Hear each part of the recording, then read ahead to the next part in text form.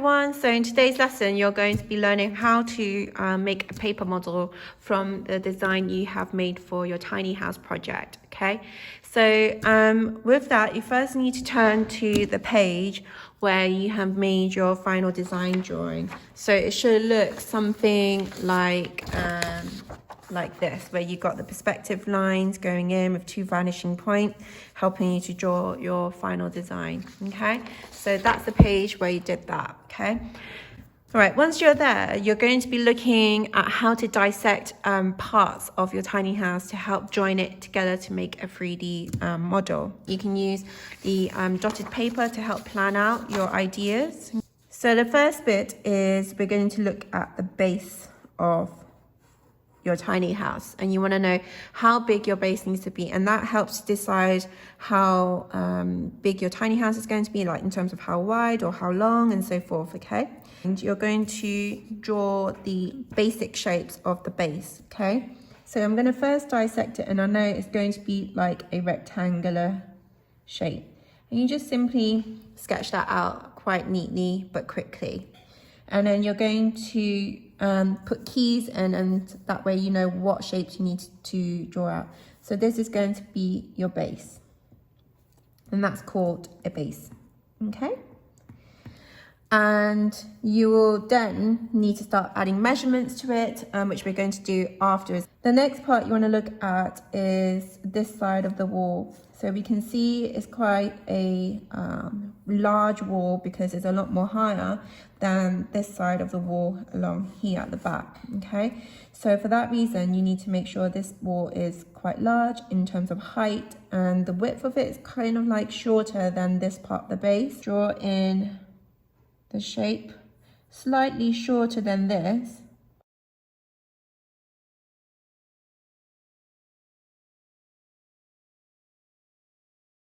And then you've got the next side. So you got this shape along the back. Okay, so this will always be about the same, because you can see that this bit is taller and this is slanted because of the roof, and this is going to be shorter. So that wall is going to be a lot more shorter. So with that, you're going to draw this about a lot more longer as well, same size as the base, because it joins up along here. So what I'm going to do is draw that out, but it's going to be shorter and the same length as the base. Essentially, you need to have 4 walls in total, so that's 1 and that's 2. Okay, so the next wall is the front and the back.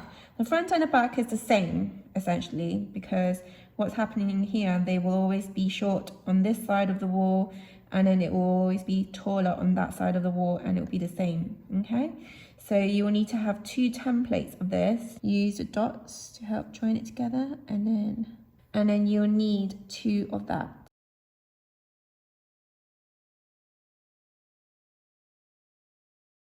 For the rest of them, because you only need 1. Okay, so you got the base, the large wall, which is this one. So just annotate them for you to see. Okay, the next thing we're missing is obviously the roof. So with the roof, it's going to be about the same size as the base, but because it's slanted, that means it needs to be a lot more bigger. And if you look at this area here, there's like a gap. So that means you have to have a very large roof to cover this part of the building where it kind of overlaps, and also here it overlaps where there's sort of like a patio, small patio area. Make sure that the length of that base is the same as the roof, but in terms of width, it's going to be a lot more bigger. Okay, draw that basic shape out. Again, just using the dots to help me with that. And because it's going to be bigger than a base, and there's only 1 dot I've drawn that up to, so I'm going to extend that a little bit more. If we're thinking about joiners, how many joiners do you need? There's going to be 2 long ones, because these sides of the wall are quite long. So with that, you will need to have 2 long, and you can draw the middle line where it folds. And then you've got 2 shorter joiners, which just goes one side here and one side at the back there as well. So let's look for the back wall. So here you would draw an arrow And then next thing you want to start thinking about is the roof and the base, okay? So for me, I'm thinking about when I'm joining this up, I would definitely want to join it up from this side of the roof and this side of the base, so that will be the same size. So again, 2 joiners. We'll add the measurements in a bit later as we do this. So we've got this part joined, that part joined. Then we need to look at this back wall and the base on that side, okay? So with that in mind, I'm gonna keep the measurement the same with this. So in that sense, I need 4. So hopefully this makes sense as a way to help you plan out what you need to do to help build your tiny house, okay? So for this part of the lesson, can you guys start dissecting the shapes and draw it out something like this?